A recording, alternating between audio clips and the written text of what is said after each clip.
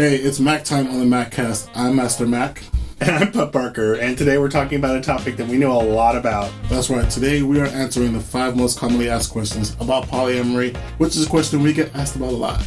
So let's get right into it. That's right.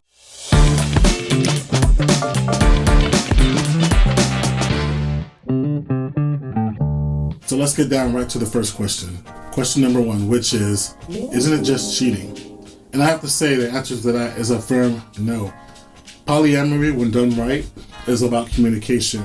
And when you're doing poly, you have pre-negotiated what the boundaries are for you and your partner, so that when you're exploring with other people, you know what lines are not to cross in order to keep your relationship solid. That's exactly right. And it's really about open lines of communication and being honest. So being in a polyamorous relationship is not about cheating. It's not about stepping out on your partner. It's about having that open line of communication, saying, okay, we want to be a polyamorous relationship. We want to have that open, loving experience with someone else. So it's not cheating as long as you're communicating and open and honest with your partner.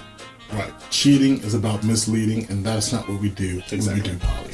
So that brings us to question number 2, which is, aren't you afraid of STIs? And I think we'll both say the answer to that is yes. That's obvious. It's a risk. Yeah, and it's even a risk in monogamous relationships as well. So if you're having an open sexual experience with multiple partners, there's a risk of STIs, and it's the same in polyamorous relationships as it is for monogamous relationships.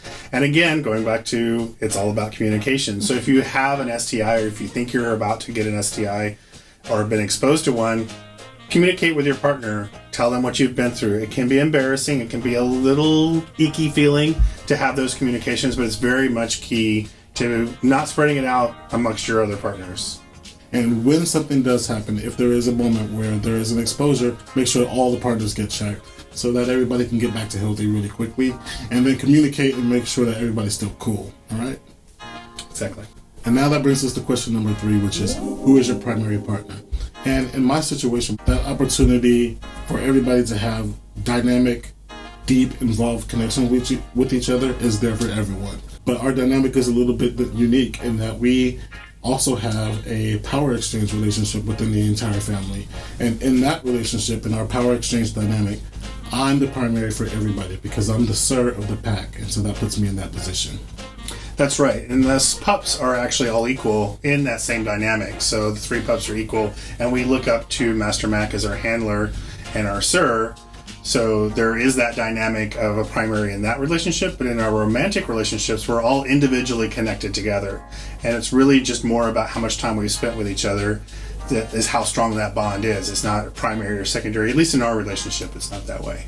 So question number 4, what if your partner falls in love with someone else? Well, that's kind of the point of polyamory. It's right there in the name, multiple loves. So at least in our case, that was something that we wanted from the very beginning when we met 7 years ago, is that we wanted to have an open poly relationship. So we knew going into it there was a chance for us to fall in love with multiple people. That was the goal we had. We both have big hearts. We know that we can love more than one person. Big hearts. And so we knew that we wanted that going into the relationship. So there's no fear amongst us. Again, it goes back to communication. So if you're dating somebody and you're starting to feel those pangs of love for the very first time when you're dating, talk to your partner and say, okay, I'm starting to feel these things. I may be starting to develop feelings for this other person. Yeah, so if you are in an existing relationship where you're trying to transition into poly, the path there is a little bit differently. Falling in love may hurt your existing partner. So just make sure that you talk to them, figure out what their boundaries are, proceed with caution, and put them first if you still want that relationship to exist. It's about process. It is. Time. And putting the partners first is really a good key takeaway here, and that works even inside our relationship. The pack comes first. So if there's a new person that we want to develop a relationship with, the pack knows about it going into it. So the pack is always first, and this new person has to understand the dynamic that we have already. Okay, so question 5, what does your family think? That's a very good question. And before I get into what my particular family thought about our relationship, I just want to put it out there that a poly relationship will likely bring hardships to you when you're introducing it to your family or your friends for the first time, because there's changes that they have to accept. you're suddenly not just one or two people, but a fleet of people coming into the party. If they're cooking for Thanksgiving, now they're not cooking for one or two, they're cooking for 5 or 6, 7, however many you got in the family. So it does add complications to your friends and family's lives. And because of that, there is some degree of patience that we have to practice when we're coming out to those people in our lives. But I have to say, we were both very lucky because our families accepted it right off the bat. Kind of because they know we're crazy anyway, but also because I think they saw the love that we have for each other. I think they could see it, and I think they could feel it when they talk to us. And so they were ready to accept whatever it was we found that made us feel that way. That's right. So when Matt proposed, that was an important part for us. We wanted our pups to be involved in the wedding.